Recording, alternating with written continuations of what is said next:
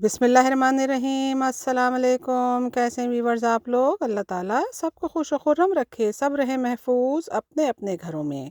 आज नुसरत किचन में बनने जा रहा है हलीम। हलीम एक ऐसी चीज़ है जो हर कोई बहुत मज़े ले लेके खाता है, और अगर थोड़ा सा स्पाइसी हो तो फिर तो क्या कहने।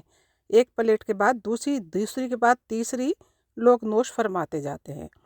तो आज हम बनाएंगे हलीम, वो भी नुसरत के किचन में और नुसरत स्टाइल में। हलीम तैयार करने के लिए आप लोगों के सामने दो इंग्रेडिएंट तो दिख ही रहे हैं, गेहूं और चने की दाल, जो कि हमने बिल्कुल इक्वल लिए हैं, यानी 2-2 कप हैं ये। और अब हम इनको वॉश करेंगे। दोनों इंग्रेडिएंट्स जो हैं वो हम अच्छी तरह वॉश करने के बाद इनको हम यानी कि रेस्ट के लिए रख देंगे, और वो भी कोई 3 से 4 घंटे के लिए, ताकि ये अच्छी तरीके से जितना फूल सकती हैं फूल जाएं। फिर हम इनको चढ़ा देंगे, लेकिन हम चढ़ाएंगे अलग अलग।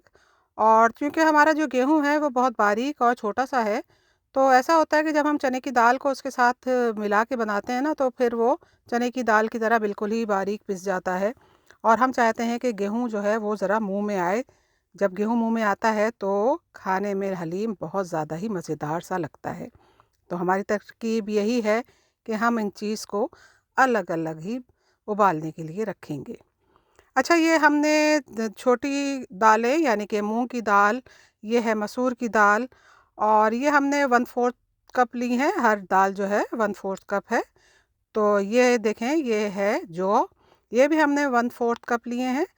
और ये सब हम जो है ना इकट्ठे इनको भी भिगो के रख देंगे।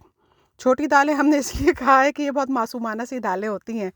तो ये हमने माश की दाल डाली है 1/4 कप, ये भी है। ये सब कुछ हम इकट्ठे डाल के एक ही जगह में भिगो देंगे। अब रह गए हैं चावल। चावल भी हमने इस्तेमाल करने हैं, तो वो भी हम इन्हीं के साथ ही बॉयल करने के लिए इसी के साथ ही हम धो लेंगे।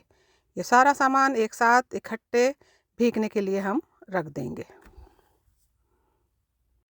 बस इनको वॉश कर लेते हैं और फिर ये एक तरफ रख देंगे। ये भी अभी हम इनको बॉयल नहीं करेंगे, क्योंकि हम चाहते हैं कि सारा काम इकट्ठे ही, यानी जो कुछ भी है वो सब इकट्ठे ही तैयारी के मराहिल में दाखिल हो। ये 4 आवर गुजर गए हैं और हम जो हैं चने की दाल बॉयल करने के लिए कुकर में डाले दे रहे हैं। बस ये एक तरफ ये हो जाएगी, और हमारी जो मासूमाना दालें हैं वो भी एक तरफ हम चढ़ा देते हैं, ताकि ये दोनों चीज़ें गलती रहें। तो बस ये देख लीजिए, ये कोई ऐसा मुश्किल काम नहीं होते हैं, लेकिन हमारा ये काम असल में थोड़ा सा लंबा हो रहा है। और क्योंकि हमने हर चीज़ जो है वो अलग अलग करके आप लोगों को दिखा रहे हैं, ताकि किसी भी किस्म का कोई भी कंफ्यूजन ना रहे दिमाग में।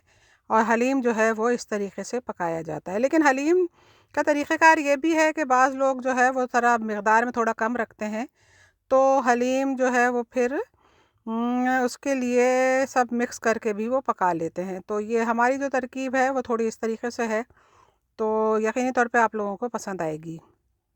अब ये गेहूं की बारी है। ये हमने एक पतीले में पानी जो है वो बॉयल करने के लिए रखा था। अब ये हम गेहूं उसमें डाल के ये भी हम अलग बॉयल कर रहे हैं, क्योंकि हमने आपको बता ही दिया है गेहूं ज़रा छोटे साइज़ के हैं। तो हम चाहते हैं कि गेहूं का दाना जो है वो जब हम खाएं तो उसका दाना मुंह में आता है तो फिर मज़ा आता है। गेहूं में हमने हल्दी भी डाल दी है, और अब ये बस उबलता रहेगा जब तक कि ये गल नहीं जाता। चने की दाल कुकर में पकाने की वजह से बहुत अच्छे से गल गई है। तकरीबन 35 मिनट हमने इसको पकाया है कुकर में। कौरमा तैयार करने के लिए हमने अनियन लिया है, और साथ में ये सारा गरम मसाला है जो कि आप लोग भी इस्तेमाल करते हैं, वो हमने डाला है। और ये हमने कुकर एक दफ़े फिर इस्तेमाल करेंगे, क्योंकि इसी में ही बहुत अच्छी तरीके से गोश्त और बहुत तेज़ी के साथ गोश्त पक जाएगा, यानी हमारा बहुत ही मज़ेदार सा कौरमा तैयार हो जाएगा। तो ये सारा सामान डाल दिया है हमने। अब हम इसमें डालेंगे ऑयल। ऑयल बहुत ज़्यादा नहीं डाला है, बस हाफ़ कप से थोड़ा कम ही डाला है, क्योंकि हम आगे भी ऑयल का इस्तेमाल करेंगे, इसलिए हमने कम इस्तेमाल किया है। ये हमने गोश्त के पीसेस काट के रखे हुए हैं जिसका हम कौरमा तैयार करेंगे। तो बस ये अब थोड़ा सा प्याज हमारा ब्राउन हो जाए तो हम उसमें ये गोश्त डाल देंगे। प्याज तो हमारा ब्राउन हो गया है, और अब हम उसमें डालेंगे गोश्त जो कि हमने काट के रखा है। गोश्त असल में हमने सोचा कि अब क्या छुरियाँ चलाओ बार बार तो ऐसा करो कि मोटे मोटे पीस ही काट के इसमें डाल दो, क्योंकि कुकर में गलना है तो बहुत तेज़ी के साथ ही गल जाएगा। साथ में हमारे पास थोड़ी सी हड्डियाँ भी रखी हुई थी, तो हमने सोचा कि ये भी डाल दें ताकि इनका जो सूप निकलेगा तो वो लज्जत में मज़ीद इजाफे का बायस बनेगा। तो इसलिए ये हड्डियाँ वो नहीं हैं जो कौरमे में इस्तेमाल हों या हलीम में डाली जाएं, ये बस हमने सूप डालने के लिए इसमें डाली हैं।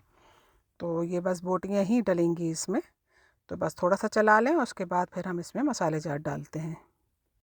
चलें तो फिर हम गार्लिक डाले देते हैं, जो कि हमने छील के रखा हुआ था साइड में, और ये अच्छी खासी तादाद में थे इसके जवे, अच्छे बड़े साइज़ के।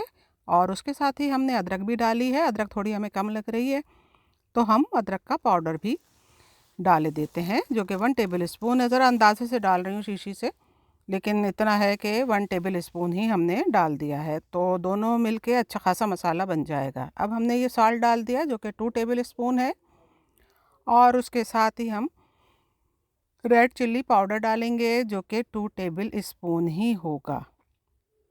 एक तो डाल ही दिया है और एक ये। अच्छा, अब कोरिएंडर पाउडर भी हम डाल रहे हैं जो कि 2 टेबल स्पून है। 2 नहीं, थोड़ा सा कम ही है। तो इस तरीके से ये मसाला तो डल गया है, और अब बस हम इसको चलाते हैं, और ये थोड़ा सा भूनने के बाद जो है ना, बस फिर हम इसमें पानी डाल के लिड लगा देंगे। और ये पानी मैंने डाल दिया है, लिड लग चुकेगा, तो फिर आप लोग जो हैं बस इसके गलने का इंतज़ार करना है। चलें फिर देखते हैं, ये मासूम मासूम दालें जो कि गल चुकी हैं, तो हम इसको ब्लेंडर की मदद से ब्लेंड किए लेते हैं।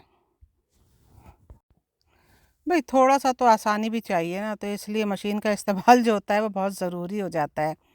जब मुस्तकिल आप किसी काम में लगे हों और थकन भी हो रही हो, तो फिर मशीन ही वो चीज़ है जो काम आ जाए और ज़रा जल्दी जल्दी करने में मदद दे।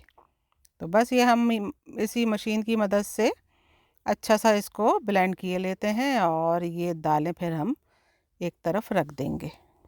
साथ ही साथ ये गेहूँ भी हमारे बहुत अच्छी तरीके से गल गए हैं, बिल्कुल नरम हो चुके हैं। तो बस हम इसमें चने की दाल डाल देते हैं जो कि बॉयल हो गई थी, तो हमने साइड में पीस के रख ली थी। तो बस ये चने की दाल डल जाए, थोड़ा सा ये मैं मिला दूँ ज़रा मिलाने का तो काम बहुत अच्छा लगता है। और उसके साथ ही वो जो मूंग मसूर की दालें वो भी हम साथ में ही डाले देते हैं, ताकि अब और तो कुछ है नहीं ऐसा कि मिक्स किया जाए। तो ये बस हमने मूंग मसूर की दालें जो हैं वो भी डाल दी हैं, और साथ साथ हम चलाते जा रहे हैं। ये हमारा हलीम जो है ना बहुत ही ज़बरदस्त किस्म का तैयार हुआ जा रहा है, और लेकिन इसमें अभी गोश्त डलना बाकी है। तो गोश्त के लिए तो बस यही है कि वो जैसे ही तैयार होता है हम उसके बोटियां को जो है वो बारीक जो है वो रेशा रेशा कर लेंगे। ये नहीं करेंगे कि उसको पीसें, उसके बारीक रेशा करेंगे, क्योंकि रेशा जब मुंह में आता है तो हलीम का जो जायका बनता है ना, बस यमी यमी और बहुत ही मज़ेदार सा बनता है। तो बस थोड़ी सी देर और इंतज़ार करते हैं हमारे गोश्त के तैयार होने तक।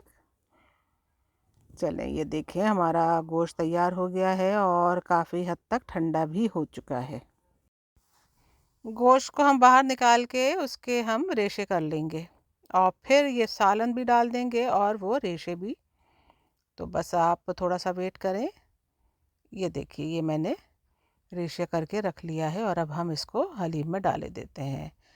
जहाँ इतनी मेहनत लगती है, वहाँ जब हम इसको खाएंगे ना तो सच में सारी मेहनत वसूल हो जाएगी, क्योंकि ये शक्ल से जितना मज़ेदार और जायकेदार दिख रहा है ना, हमें यकीन है कि खाने में भी उतना ही जायकेदार और मज़ेदार होगा। तो ये देखें, बातें करते रहो ना तो बस आपको बताना ही भूल गई। ये देखें, गरम मसाला डाला है और हमने बताया ही नहीं। तो चलो देखें, ये 1.5 टेबल स्पून हमने गरम मसाला पाउडर डाला है। साथ में ये हमने मिंट लीफ डाली है, जो कि अच्छी खासी मकदार में, हलीम जिस मकदार में है उसी हिसाब से हमने मिंट लीफ भी डाल दी हैं। तो बस ये ज़रा इसको चला दें, और फिर हम डालेंगे इसमें ये अदरक जो कि हमने कतर के साइड पे रखी हुई थी। अदरक डालने के बाद बारी है उस बघार की जो कि बहुत ही खुशबू उड़ा रहा था और हमारी सांसों में जा रहा था। तो ये वो बघार है। आधे से ज़्यादा हमने डाल दिया है और थोड़ा सा बचा के रख दिया है, ताकि हम इसको ऊपर से डालेंगे जब हम डिश आउट करेंगे। कैसी लगी आपको हमारी ये रेसिपी? हमें यकीन है बहुत ज़्यादा मेहनत से तैयार की जाने वाली ये रेसिपी आपको बहुत ज़्यादा पसंद आई होगी। तो अच्छी ग़िज़ा खाइए और सेहतमंद ग़िज़ा खाइए, अपने हाथों से बना के ख़ुद भी ग़िज़ा खाइए और अपने घर वालों को भी खिलाइए। अच्छी सेहत का राज अच्छी ग़िज़ा में भी है। नुसरत के चैनल को लाइक कीजिए, सब्सक्राइब कीजिए और बेल आइकन का बटन दबाना बिल्कुल भी ना भूलिए। अल्लाह हाफ़िज़, टेक केयर।